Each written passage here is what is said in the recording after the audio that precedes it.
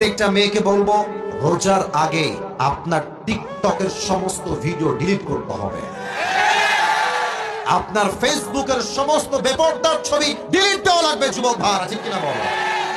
প্রিয় বোন, আপনি রোজাও রাখবেন, আবার টিকটকে আপনার ছবি দিয়ে লিখবেন আলহামদুলিল্লাহ ফার্স্ট সেহরি ডান, ফার্স্ট ইফতার ডান। আপনার মতো মেয়ে কনফার্ম জান্নাতি নয়, কনফার্ম জাহান্নামী হয়ে যাবে।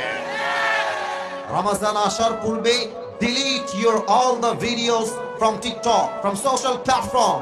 যেই মেয়ে রমজানের রোজা রাখবে এমন অবস্থায় যখন তার ছবি আছে ফেসবুকে, যখন তার উলঙ্গ ভিডিও আছে টিকটকে, যখন তার প্রত্যেকটা ছবি আছে ইনস্টাগ্রামে, মেয়েটা রোজাও রাখবে, যুবকরা তার ছবি দেখে মজাও নিবে। দুইটা প্লাস মাইনাস হয়ে তার রোজার সমস্ত আমল বাতিল হয়ে যাবে।